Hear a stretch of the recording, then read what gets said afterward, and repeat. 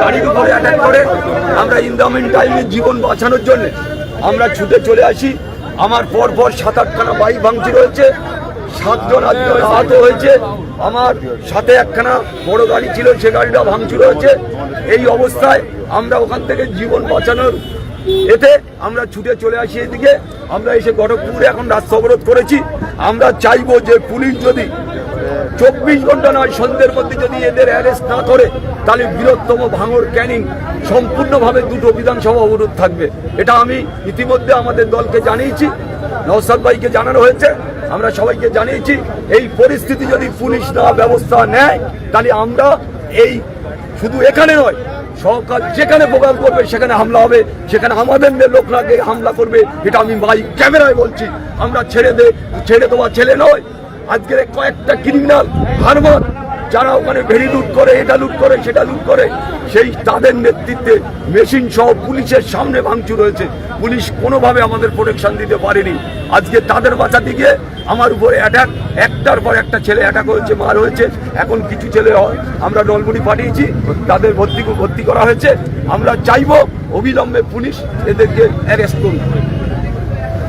যেভাবে আরাবুল ইসলামের উপরে আক্রমণ করা হয়েছে দেউলি 2-তে, আমাদের 2 জন কর্মী আক্রান্ত ছিল। সেই 2 জন কর্মী তাদেরকে দেখতে গেছে আমাদের আরাবুল ইসলাম ক্যান্ডিডেট সহ ক্যানিং পূর্বের, তার উপরে আক্রমণ প্রাণঘাতী হামলা চালিয়েছে, গাড়ি ভাঙচুর করেছে এবং আমাদের প্রচুর ছেলে এখনো আহত এবং আটকে আছে সেখানে আরাবুল ইসলামের সঙ্গে যারা গেছিল। দাদা কারা হামলা করেছে একটু যদি বলেন দাদা। একদম পুরো দেউলি 2 এর প্রধানের নেতৃত্বে এই হামলা হয়েছে। দেউলি 1 এর প্রধানের নেতৃত্বে এই হামলা। আর শাহজাহানের হাতে মেশিন ছিল। প্রকাশ্যে আমি যদি গাড়ি না সরতাম ওরা টেনে দিত। আমাকে গাড়িতে মেশিন ঠেকিয়ে বলছে খানকির ছেলে এখানে ঢুকবি। এই প্রধান আর এরা 2 জন একদম বাই নেমে আমরা চিনতে পেরেছি। আর অন্য প্রচুর ছেলে ছিল, তাদের হাতে এরম লাঠি, কারুর হাতে ধারালো ছিল, অস্ত্র ছিল, কারুর হাতে বন্দুক ছিল। পুলিশ কোনোভাবে তাদের গার্ড করতে পারেনি। সেই কারণে আমাদের উপরে এসে অ্যাটাক করেছে। ভোটের 1 সপ্তাহ বাকি, সেখানে সেই ক্যানিং পূর্বের সন্ত্রাস যা অভিযোগ করতো সেটাই কি আজকে সেইটা প্রমাণ হলো যে ওরা ওখানে সন্ত্রাস করে, ভোট করতে দেয় না, যারাই ক্যান্ডিডেট হয় তাদের উপরে আক্রমণ করে, নেতৃত্বের উপরে আক্রমণ করে। আজকে সেটা প্রমাণ হলো। আমি এতদিন বিশ্বাস করিনি, কিন্তু আজকে প্রমাণ হলো। আমার উপরে মেশিন গুলি দেখিয়ে আমাকে মেরে দেওয়ার চেষ্টা করেছে। আমার গাড়ি সম্পূর্ণ ভেঙে দেওয়া হয়েছে।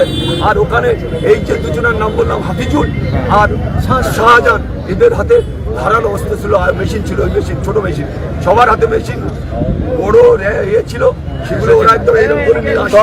তরোয়াল এইরকম করে নিয়ে আসছে। এরা ছিল সব এইরকম করে তরোয়ালগুলো নিয়ে আসছে। শুধু আমরা অল্পের জন্য বেঁচে গেছি।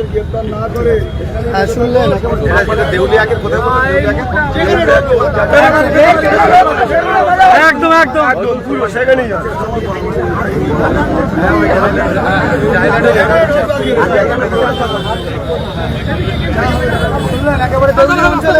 আগে সাধারণ মানুষকে হুমকি দিয়েছিল যে দেউলি অঞ্চলের প্রধান হাফিজুল, তারা আবারও সেই আরাবুল ইসলামকে হামলা করেছে। প্রকাশ্যে অন ক্যামেরায় হামলা করেছিল হাফিজুল। সেই হাফিজুল আবারও আরাবুল ইসলামের উপরে হামলা করেছে। আমরা বলছিলাম আরাবুল ইসলাম নিজেই দাবি করছে, আমারই সূত্র খবর আমাদের কাছে।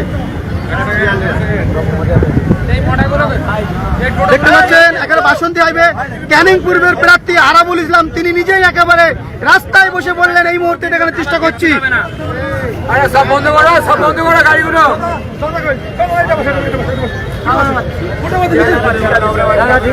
দেখতে পাচ্ছেন এর মধ্যে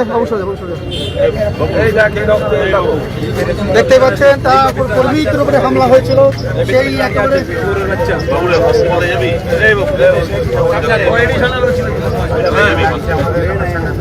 এই অবস্থা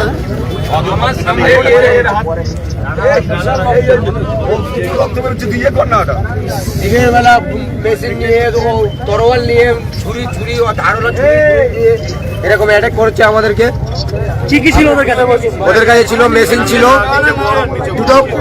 দুটো পঞ্চায়েত প্রধানের কাছে মানে মেশিন পার্ট ছিল, ছোট ছোট বন্দুক ছিল, হাতে বন্দুক ছিল এবং তরোয়াল ছিল, নেভালা ছিল, ধারালো অস্ত্র দিয়ে মানে আমাদেরকে টেনে নিয়ে এসে মানে মারধর করতে চলে আসে। পুলিশে কোনো রকম ওদেরকে আটকাতে পারে না পারা অবস্থায় আমরা যান বাঁচানোর জন্য আমরা পালিয়ে এসেছি।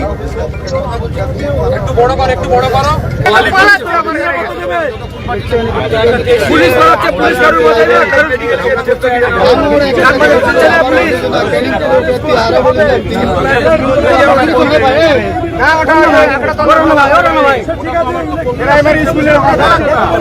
হাবিজুল প্রধান আর সাজাদ এদের নেতৃত্বে